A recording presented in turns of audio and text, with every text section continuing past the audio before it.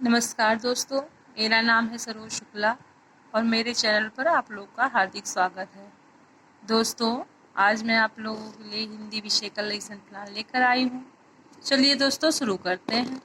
सर्वप्रथम हम सबसे ऊपर पाठ्य योजना संख्या लिखेंगे। नीचे उस विद्यालय का नाम लिखेंगे जिसमें आप शिक्षण कार्य कर रहे होंगे। उसके नीचे आप 6 कॉलम बनाएंगे। दिनांक, कक्षा, विषय, उपविषय, कालांश और अवधि। दिनांक के नीचे उस तारीख को लिखेंगे जिस तारीख को आप शिक्षण कार्य कर रहे होंगे। कक्षा के नीचे आप उस कक्षा का नाम डालेंगे जिसमें आप पढ़ाने जा रहे हैं। विषय में आप हिंदी विषय डालेंगे। वो विषय अगर आपका गद्य या पद्य जो भी है उसको डालेंगे। तो बच्चों, आज हम जो पढ़ाने जा रहे हैं उसका उप विषय पद्य है। कालांश जो भी हो, प्रथम, द्वितीय, तृतीय, उसको डालें। अवधि जितनी देर का आपका शिक्षण कार्य चल रहा हो उतनी देर की अवधि डाली जाती है। इसके बाद बच्चों इसमें प्रकरण डाला जाता है। तो आज बच्चों मेरा प्रकरण है हुआ सवेरा। प्रकरण के बाद हम सामान्य उद्देश्य डालेंगे। सामान्य उद्देश्य में बच्चों नंबर 1 पे डालेंगे छात्रों में हिंदी विषय के प्रति रुचि जागृत करना। नंबर 2, छात्रों में उचित स्वर, प्रवाह तथा भावपूर्ण रीति से कविता पाठ करने की क्षमता उत्पन्न करना। नंबर 3 बच्चों, कविता के प्रति हमें छात्रों में रुचि जागृत करते हुए उनमें भावों को ग्रहण करने और रसास्वादन करने की क्षमता उत्पन्न करना। नंबर 4, छात्रों के शब्द भंडार में वृद्धि करना। सामान्य उद्देश्य के बाद हम विशिष्ट उद्देश्य डालेंगे। विशिष्ट उद्देश्य में हुआ सवेरा के माध्यम से बच्चों के अंदर अच्छी आदतों का विकास करना। इसके बाद बच्चों शिक्षण विधि डालेंगे। शिक्षण विधि हिंदी में प्रश्नोत्तर विधि और व्याख्यान विधि है। तो इसमें हम प्रश्नोत्तर विधि और व्याख्यान विधि डालेंगे। उसके बाद बच्चों आता है सहायक सामग्री।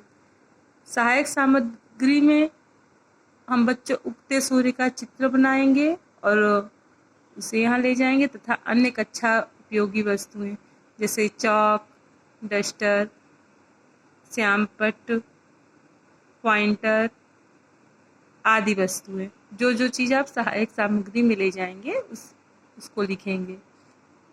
इसके बाद में बच्चों पूर्व ज्ञान पे आते हैं। पूर्व ज्ञान में हम लिखेंगे कि बच्चे रात में आसमान में चांद और तारे को देख चुके हैं। इसके बाद में बच्चों पूर्व ज्ञान के बाद प्रस्तावना लिखेगा। प्रस्तावना में 2 कॉलम बनाए जाएंगे, छात्राध्यापिका क्रिया और छात्र अनुक्रिया। अगर आप छात्राध्यापक हैं तो छात्राध्यापक लिखेंगे, अगर आप छात्राध्यापिका हैं तो छात्राध्यापिका लिखेंगे। तो इसमें जो है बच्चों से क्वेश्चन किए जाते हैं जिसका सवाल जो उस सवाल का जवाब जो है बच्चों को देना रहता है। बच्चों से हमेशा इतने आसान सवाल किए जाने चाहिए जिससे कि बच्चे आराम से उसका जवाब दे सकें। और हमें ऐसे सवाल पूछने हैं कि जिसमें जो भी उत्तर निकले वो प्रकरण में आ जाए।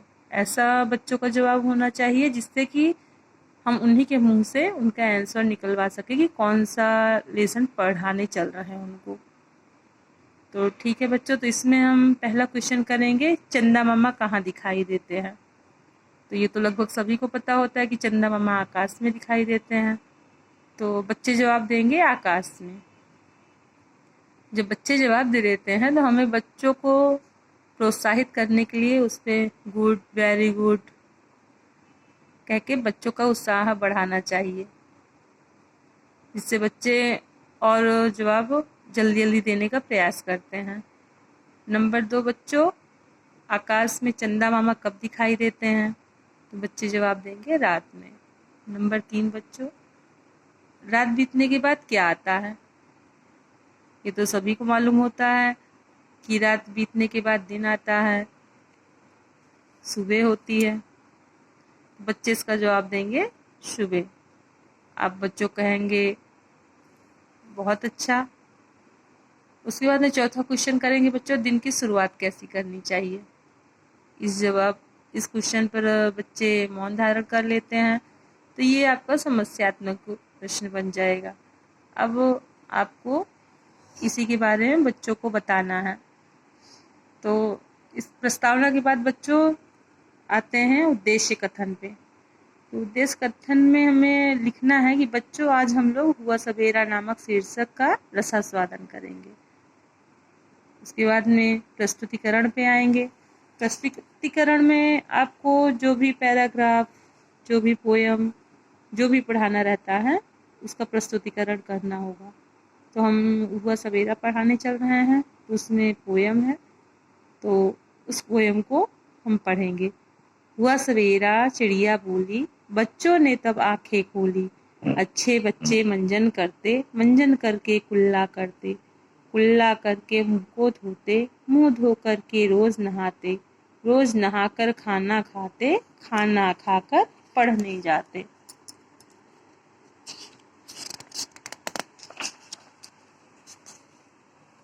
कविता खत्म करने के बाद बच्चों आता है आदर्श वाचन। छात्राध्यापिका उचित लय, आरोह अवरोह के साथ कविता का आदर्श वाचन करेंगी और बच्चे जो है उसको ध्यानपूर्वक सुनेंगे।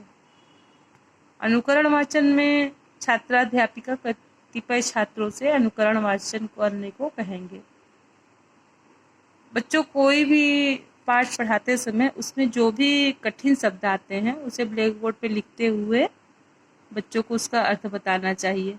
तो ब्लैक बोर्ड पे काठिन्य निवारण लिख के शब्द अर्थ लिखेंगे। तो उसमें बच्चों सवेरा रहेगा। सवेरा का अर्थ होता है सुबह, प्रातः काल।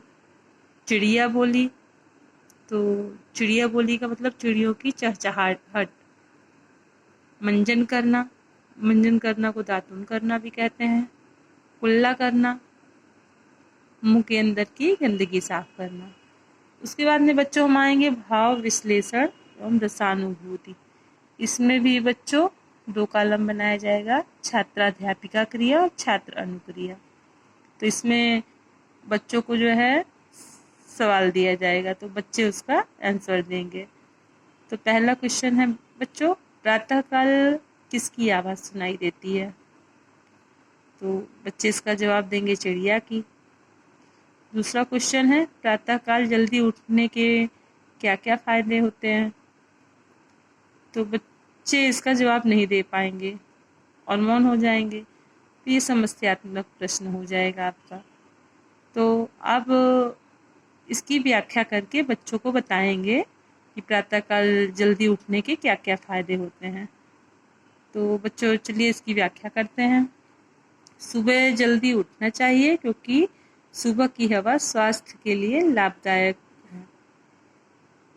बच्चे ध्यानपूर्वक सुनेंगे। उसके बाद में बच्चों क्वेश्चन है, खाना खाने के पहले क्या करते हैं। तो बच्चे इसका जवाब देंगे मंजन करते हैं। ये सभी को पता होता है खाना खाने के पहले हमेशा मंजन किया जाता है। उसके बाद में बच्चों दूसरा क्वेश्चन है, मंजन करने के बाद क्या करते हैं। तो मंजन करने के बाद कुल्ला किया जाता है। तो बच्चे इसको जब कुल्ला बताते हैं तो उसके बाद में अध्यापक उनको उत्साहित करने के लिए जब कहते हैं कि धन्यवाद बच्चों, आपने बहुत अच्छा जवाब दिया है। उसके बाद में अध्यापक कथन है, बच्चों सुबह जल्दी उठकर शौच क्रिया से निवृत्त होकर मंजन करना चाहिए। मंजन करने से मुंह के अंदर के कीटाणु नष्ट हो जाते हैं और हम बीमार नहीं होते हैं तथा हमारे दांत भी मजबूत स्वस्थ होते हैं तथा उसमें सड़न नहीं होती है। जब छात्राध्यापिका पढ़ाती रहेंगे तो बच्चे इसको ध्यानपूर्वक सुनेंगे। उसके बाद में फिर से अगला सवाल रहेगा बच्चों, कुल्ला करने के बाद क्या करते हो। तो बच्चे कहेंगे मुंह धोते हैं। फिर दूसरा प्रश्न रहेगा, मुंह धोने के बाद क्या करते हो। फिर बच्चे जवाब देंगे नहाते हैं। उसके बाद में सवाल होगा बच्चों, नहाने के क्या लाभ होते हैं, नहाने से क्या लाभ होता है। तो बच्चे मौन हो जाते हैं। इसके बाद में आपको इसका आंसर बच्चों को बताना होगा। फिर लिखेंगे अध्यापिका कथन। रोज नहाने से शरीर स्वच्छ हो जाता है तथा मैल में छिपे कीटाणु नष्ट हो जाते हैं तथा शरीर हल्का महसूस होता है और शरीर निरोग हो जाता है। बच्चे आपके कहे हुए वचन को ध्यानपूर्वक सुनेंगे। उसके बाद में बच्चों प्रश्न पूछेंगे, नहाने के बाद क्या करते हैं? बच्चे इसका जवाब देंगे, खाना खाते हैं। उसके बाद में बच्चों अगला सवाल है, खाना खाकर क्या कहते हो, क्या करते हो? तो बच्चे कहेंगे खाना खाने के बाद पढ़ने जाते हैं। पढ़ने से क्या लाभ है बच्चों? तो इस सवाल का जवाब बच्चे नहीं दे पाएंगे तो मौन हो जाएंगे। तो आपको फिर इसका जवाब बताना होगा। अध्यापिका कथन में क्या आएगा बच्चों? बच्चों पढ़ने से हमारी बुद्धि बढ़ती है तथा हमें ज्ञान प्राप्त होता है तथा हमें ज्ञान तरह तरह से प्राप्त होता है तथा जानकारी प्राप्त होती है। इसके बाद में बच्चों आएगा आदर्श वाचन।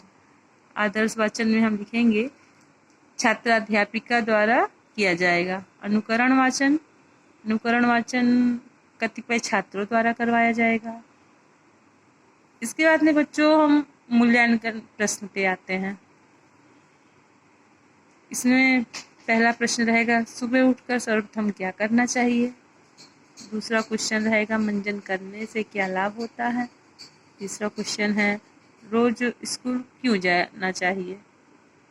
मूल्यांकन प्रश्न के बाद आता है श्याम पट्ट कार्य।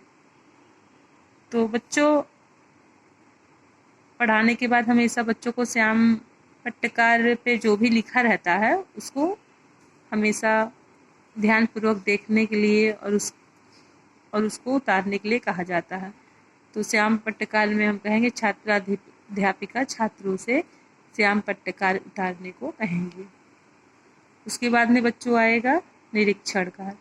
निरीक्षण कार्य में जब हम श्याम पट्टकार कापी में उतार रहे होंगे तब छात्राध्यापिका कक्षा में घूम घूम कर उनकी कॉपियाँ चेक कर रही होंगी। उसके बाद में बच्चों आएगा गृह कार्य।